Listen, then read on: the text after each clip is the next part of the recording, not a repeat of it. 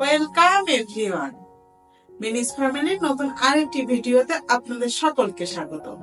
আপনারা সকলে কেমন আছেন? আশা করছি আপনারা সকলে অনেক অনেক ভালো আছেন। আমিও খুব খুব ভালো আছি।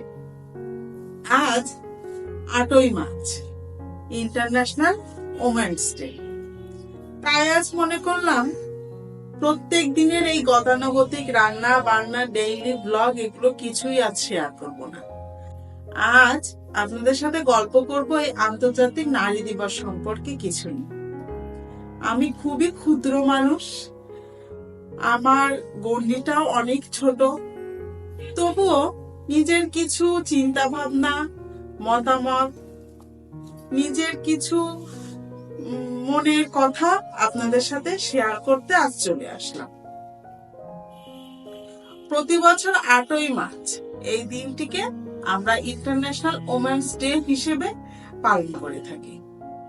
অর্থনৈতিক, রাজনৈতিক, সামাজিক, সোশ্যাল, ফেসবুক সবখানে এই দিনটি যথাযথ সম্মানের সহিত পালন হয়ে থাকে। কিন্তু আমরা আদৌ কি জানি যে এই দিনটি আমরা কিভাবে পেয়েছি? সেই 1900 সাল থেকে, আমি যতটুকু জানি, সেই 1900 সাল থেকে নানান রকম বাধা বিপত্তি প্রতিকূলতা পেরিয়ে আজ আমরা এই দিনটি সেলিব্রেট করতে পারি। হারিয়েছি অনেক জীবন, তবে সেই সব কাহিনী নাই বলি। তবে এত বাধা বিপত্তির পর আজ যে আমরা নারী হিসেবে নিজেদের গর্ব সহকারে বলতে পারি যে আমি নারী, আজ বিভিন্ন ক্ষেত্রে, বিভিন্ন জায়গায়, বিভিন্ন সেক্টরে মেয়েরা পুরুষদের সাথে কাঁধে কাঁধ মিলিয়ে কাজ করে যাচ্ছে। আজ তারা নারী বলে কিন্তু পিছিয়ে নেই, তারাও আজ পুরুষদের সাথে হাতে হাত মিলিয়ে সমানভাবে সামনের দিকে এগিয়ে চলছে এবং দেশ তথা পৃথিবী সর্বত্র তাদের এই কাজ ছড়িয়ে যাচ্ছে। আজ ইন্টারন্যাশনাল ওমেন্স ডে। আমি জানি এই দিনে বেগুনি রঙের জামা পরতে হয়, তবে আমি আজ বেগুনি রঙের নয়, কালো রঙের একটি পোশাক পরে এসেছি। এর একটি কারণ, গত 2 দিন আগে আমাদের মাগুরা জেলায় ঘটে যাওয়া একটি ঘটনা মন, মানসিকতা সমস্ত কিছুর উপর এতটাই প্রভাব ফেলেছে যে আজ নারী দিবসের মজাটা সেইভাবে নিতে পারছি না। হ্যাঁ, আমরা সকলেই নারী দিবস পালন করি, আমরা সকলেই ভালো আছি, তবে এত ভালোর ভিতরেও কিছু খারাপ আসলেই মনকে খারাপ করে ফেলে। আজও যখন আমরা পেপারে কিংবা ফেসবুক, টিভি, সংবাদ মাধ্যমে শুনি যে একটি মেয়ে যখন তার মায়ের গর্ভে আসে, একটি বাচ্চা যখন একটা মায়ের গর্ভে আসে, তখন যারা জানতে পারে যে সে মেয়ে সন্তান, তাকে নষ্ট করে দেওয়ার চেষ্টা করে। এজন্য আমাদের সরকার বিভিন্ন রকম পদক্ষেপ নিচ্ছে। এখন আর আগে ছেলে হবে কি মেয়ে হবে জেন্ডার রিভিল করা অপরাধ। তবুও বিভিন্ন দুর্নীতি বা বিভিন্ন কারণে যারা জেনে যায় তারা গর্ভপাত করিয়ে ফেলে, এবং যারা জানতে পারে না যে তাদের মেয়ে সন্তান হবে, জন্ম হওয়ার পর সেই মেয়ে সন্তানটিকে আবর্জনা মনে করে বা স্তূপ মনে করে তারা ডাস্টবিনে নালা নর্দমায় ফেলে দেয়। হ্যাঁ, আমাদের ভালো মানুষও কিন্তু আমাদের সমাজে আছে, হয়তো তারা ফেলে দিয়ে গেছে ওই শিশু সন্তানটিকে, তারাই আবার কুড়িয়ে নিয়ে অন্য পক্ষ তারা কুড়িয়ে নিয়ে তাকে অতি আদর স্নেহে বড় করে তুলছে। শুধু এখানেই শেষ নয়, তারপর সৌভাগ্যবশত মা বাবার কোলে যেসব কন্যা শিশু সন্তানরা বড় হয়ে ওঠে, তাদের বড় হওয়াটা কি আদৌ নিরাপদ? তারা আমাদের সমাজের কিছু বিকৃত মস্তিষ্কের কুকুর রূপী মানুষের লোভ লালসার শিকার হয়ে পড়ে। তার এই উদাহরণ হলো গত 2 দিন আগে ঘটে যাওয়া আমাদের মাগুরা জেলায় একটি ছোট্ট 8 বছর বয়সী বাচ্চার সাথে ঘটে যাওয়া ঘটনা। একটি 8 বছরের শিশু সন্তান সে কি ভালো কি মন্দ, কি ধর্ম কি জাত কি পাপ সে কিছুই বোঝে না। সে অবুঝ একটি শিশু, তারাও তাকে ছাড় দেয় না।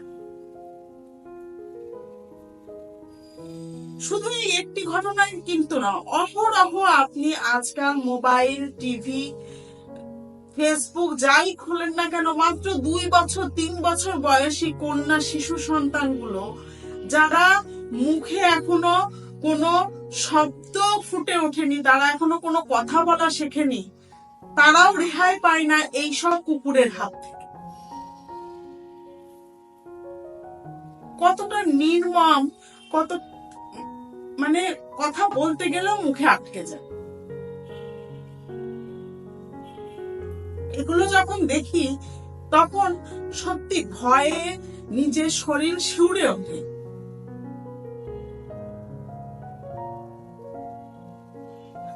আমাদের প্রত্যেকের ঘরেই মেয়ে সন্তান আছে, তাদের আমরা যত্ন করে মানুষ করছি। প্রত্যেকটা বাবা মার কাছেই তার ছেলে কি মেয়ে সমস্ত সন্তানই কিন্তু সমান, কিন্তু মেয়ে সন্তানগুলো আমাদের কাছে বেশি আদুরে হয়। কারণ আমরা ছোটকাল থেকে শুনে এসেছি মেয়ে বড় হলে বিয়ে দিয়ে দেব, তখন তো শ্বশুর বাড়ি চলে যাবে। এজন্য আমরা যতদিন আমাদের নিজেদের কাছে রেখে তাকে আদর যত্নে মানুষ করতে পারি, আমরা আমাদের সর্বোচ্চটুকু দিয়ে আমাদের মেয়েকে মানুষ করি। কারণ জানি যে সে পরবর্তীতে চলে যাবে শ্বশুর বাড়ি, তখন কি না কি হবে, বাবার কাছে একটু আদরেই থাক। তাহলে যেসব বাবা মার এই ছোট্ট ছোট্ট সন্তানগুলোর এই রূপ চেহারা এগুলো দেখতে হয়, সেই সব বাবা মা কতটা কষ্ট।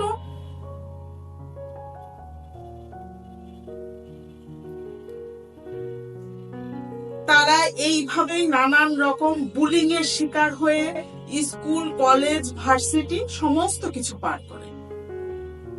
একটা মেয়ে যখন রাস্তায় বের হয় তখন সে হয়তো বাসে ট্রামে ঝুলে ঝুলে যাচ্ছে, পাশ থেকে একটা পুরুষ লোক ধাক্কা দিয়ে চলে গেল, বা কানের কাছে একটা বাজে শব্দ বলে চলে গেল। একটা মেয়েকে তাই সহ্য করতে হয়। সে চুপ করে মাথা নিচু করে দাঁড়িয়ে থাকে যে কথা বললে যদি তার মান সম্মান চলে যায়। বাড়ি ফিরে যখন বাবা মা বড় দিদি বা বড় ভাইকে এই কথাগুলো বলে, তখন আমরা সবাই বলি থাক এইসব কথা তো সবাই বলে, তুমি এইসব কথা কানে নিও না। কিন্তু আমার প্রতিবাদী হতে শেখায় কয়টা মেয়েকে?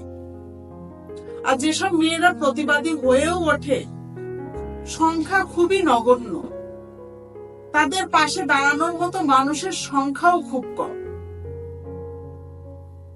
এজন্য তারা তাদের কথাগুলো ঠিক মতো প্রকাশও করতে পারে না। এজন্য আমাদের সকলের উচিত যে আমাদের ঘরের মেয়েগুলোকে প্রতিবাদী করে গড়ে তোলা, তাদের ভালো মন্দ সমস্ত কিছু বোঝানো শেখানো। যেখানে অন্যায় হবে সেখানে তুমি মাথা উঁচু করে দাঁড়াবে, সেখানে তুমি নিজের বক্তব্য রাখবে। আর এইসব শত শত বাধা পেরোনো সকল মেয়ে জাতি আমাদের জন্য রোল মডেল, যারা সমস্ত বাধা বিপত্তি পেরিয়েও আজ আমাদের জন্য উদাহরণ তৈরি করে গেছে বা উদাহরণ তৈরি করে যাচ্ছে। আজ বিশ্ব নারী দিবসে তাই আমার একটাই চাওয়া যে মেয়েদের কোনো পণ্য রূপে না, মেয়েদের একটি মানুষ হিসেবে গণ্য করা। সে একটা রক্ত মাংসের মানুষ, তার মনেও ভালো মন্দ হ্যাঁ না সমস্ত কিছু থাকতে পারে। তার কথাগুলোকে তার মতামত গুলোকে গুরুত্ব দিয়ে তাকে মানুষের মতো মানুষ হিসেবে গড়ে তোলা। এবং আমি এটি বলবো সকল বাবা মায়েদের যে আমরা ছেলে বা মেয়ে সন্তানের মধ্যে বিভেদ না তৈরি করে ছেলেদের সমান পাল্লা দিয়ে মেয়েদেরকে তৈরি করি, যেন তারাও ছেলেদের পাশে দাঁড়িয়ে মাথা উঁচু করে বলতে পারে আমি নারী এবং আমিই পারি। এবং পৃথিবীর সমস্ত মেয়েরা যেন তাদের স্বাধীনতা সর্বোচ্চটুকু ভাবে উপভোগ করতে পারে। অনেক কথাই বলে ফেললাম, যদি কোনো ভুল ভ্রান্তি বলে থাকি আমাকে ক্ষমা সুন্দর দৃষ্টিতে দেখবেন। আজ তাহলে এই পর্যন্তই। আপনারা সকলে ভালো থাকবেন, সুস্থ থাকবেন এবং সকলকে ইন্টারন্যাশনাল ওমেন্স ডে অনেক অনেক শুভকামনা। ধন্যবাদ।